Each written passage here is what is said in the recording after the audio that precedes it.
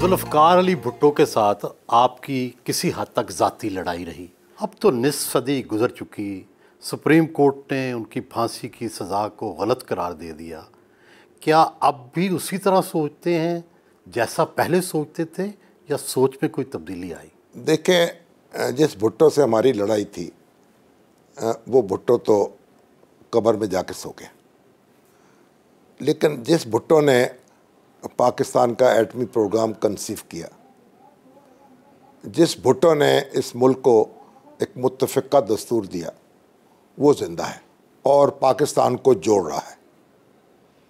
तो मैं अब उसी भुट्टो को याद करता हूँ और उसी पे फोकस करता हूँ। सुप्रीम कोर्ट के चीफ जस्टिस साकब निसार साहब ने आपको अदालत में बुलाया और कहा कि आपके सैकड़ों या दर्जनों आपके पेट्रोल पंप हैं और आप पर और भी कई इल्ज़ाम लगाए।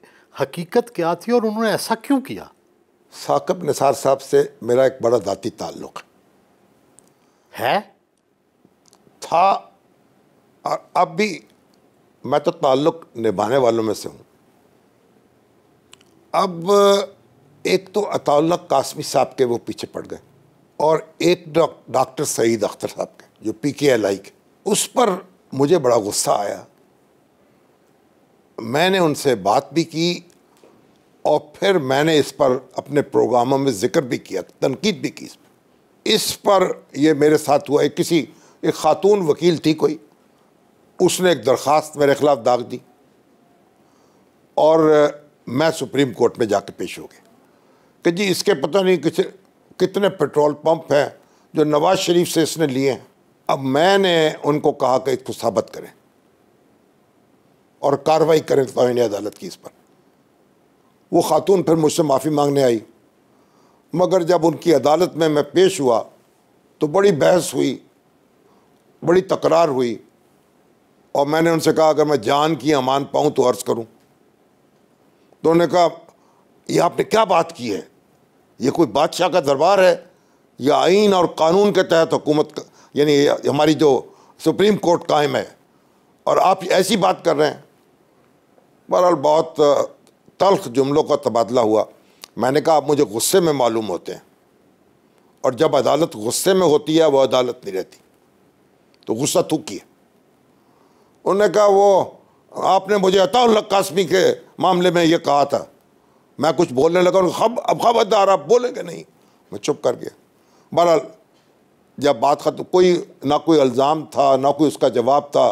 मुझे बस मेरी तजलील का एक प्रोग्राम था और आज भी मैं जगह जगह वो मेरे ख़िलाफ़ ये बातें होती हैं कि पेट्रोल पंप इतने मेरे पास थे, हालांकि सिर्फ एक डीलरशिप थी एक शेल की, वो मेरे बेटे के पास थी। अल्लाह अल्लाह खैर सल्ला। तो ये बहरहाल वो अफसाने बनाए। अब अल्लाह ताला उनको माफ़ करे। उन्होंने माजरत का इज़हार किया, बाद में आपको पैगाम भेजा, बराह रास्त भी मिले। आपको एक फ़ौजी अदालत ने भी तलब किया था भुट्टो साहब के ज़माने में, जब वो चीफ़ मार्शल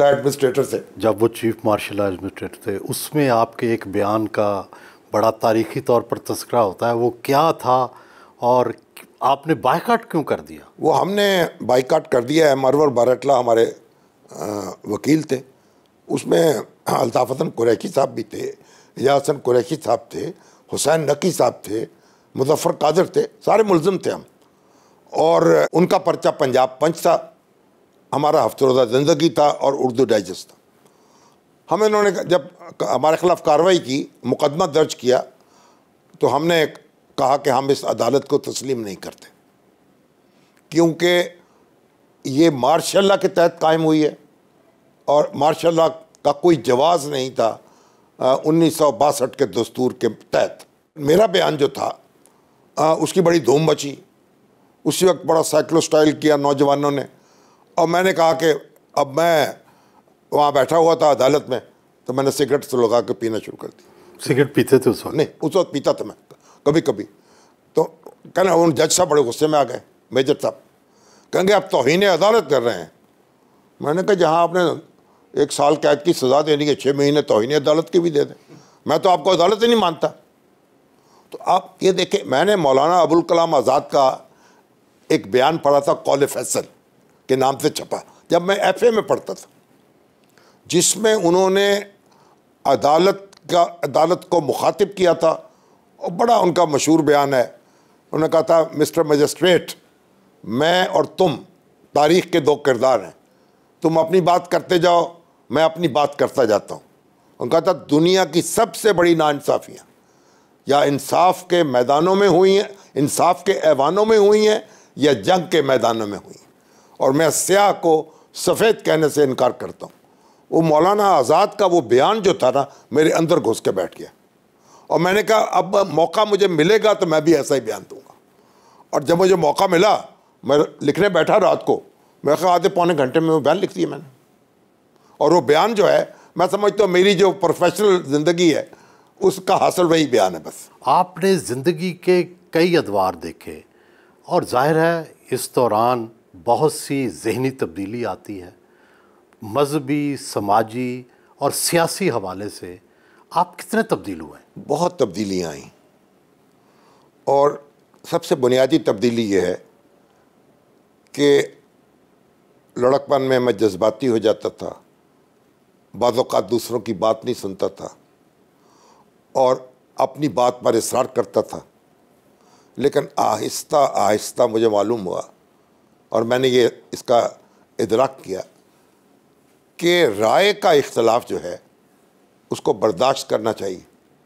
ये सिर्फ नबी का हक़ है कि उसकी बात मानी जाए आंखें बंद करके, और किसी का हक़ नहीं। और फिर हम जो इस्लामी निज़ाम का जो नक्शा उस वक्त हमारे सामने था, बाद में हमें मालूम हुआ कि वो नक्शा जो है उस पर तो अमल नहीं हो सकेगा हुकूमत के, वो तो तरबियत की बात है, तालीम की बात है, यानी ये सियासत से ज़्यादा तालीम और तरबियत का मामला है, तो उस तरफ तवज्जो होनी चाहिए। और फिर जो यानी इस्लाम और सियासत जो है उसको हमने यकजा किया, तो इसका मतलब ये नहीं है कि हर मौलवी जो है वो सियासत में दखल अंदाजी शुरू कर दे। तो हमने जो बाज़ फ़िरका वाराना मामलात जो हैं उनको हम अपनी इज्तिमाई ज़िंदगी में दाखिल कर दिया, इसका मुझे अफसोस है। आप मजहबी घराने में पैदा हुए, आप पर भी शुरू ही से मजहबी रंग है, लेकिन शख्सियत में कई रंग होते हैं। क्या कभी मौसीकी से, कवाली से, रक़्स से भी महसूस हुए हैं?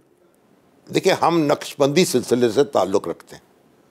हमारे जद्दे अमजद अब्दुल नबी शामी साहब जो शाम 84 में दफन है, वो नक्शबंदी सिलसिले के एक बड़े सूफ़ी बुज़ुर्ग हैं। मगर पाकपट्टन में जहाँ मेरा बचपन गुजरा, वो तो सिलसिला चिश्तिया का मरकज़ है, हज़रत बाबा फ़रीदुद्दीन गंज शकर।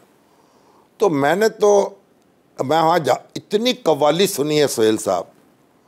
मैंने फ़तेह अली मुबारक अली को सुना, मैंने आगा बशीर को सुना, मैंने हाफ़िज़ अता मोहम्मद को सुना, और उर्स के जो 10 दिन होते थे वो तो कव्वाली ही होती थी दिन रात, और मैं वहीं कव्वाली सुनता रहता था। इतना मुझे शौक़ था कव्वाली सुनने का। और उसके बाद यानी रक़्स तो खैर वही मैंने देखा जो हाल खेलते थे, तो उसी को देखा। लेकिन मैंने गाने अलबत्ता, वो मुझे शमशाद बेगम बड़ी पसंद थी, उनकी नात जो है, आया है बुलावा मुझे दरबार नबी से, या मैं सो जाऊं या मुस्तफ़ा कहते कहते, फिर नूरजहाँ की तो बात ही और है। तो बस ये इन सब के गाने सुनते रहे, लुत्फ़अंदोज़ रोते रहे। फिर नुसरत फ़तेह खान को सुना। और आपको मैं एक बात बताऊं, जब गोल्डन जुबली मनाई जा रही थी ना पाकिस्तान की, तो नवाज शरीफ साहब वज़ीर आज़म थे, उन्होंने एक कमेटी कायम की थी, सेलिब्रेशंस कमेटी। उसके सरबराह पहले मुशाहिद हसन सैयद साहब थे, वज़ीर थे कल्चर के।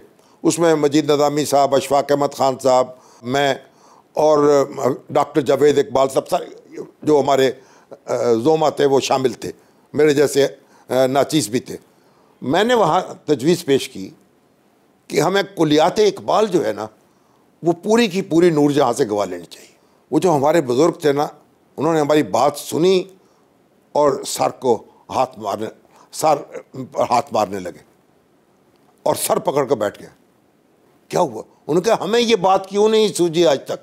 हम गए जनाब मुशाहिद हुसैन सैयद साहब की ज़ेर क़यादत मलका तरन्नुम से मिले, और उनको कहा जनाब हम चाहते हैं कि आप पूरा कलाम इकबाल गा लें। बड़ी खुश हुई, कहा ज़रूर गाऊंगी, बस मेरी तबीयत ख़राब है, अब ठीक हो जाए तो बस शुरू कर देंगे हम। लेकिन वो फिर तबीयत ठीक ना हो सकी, वो अल्लाह को प्यारी हो गई। ये एक अफसोस रह गया।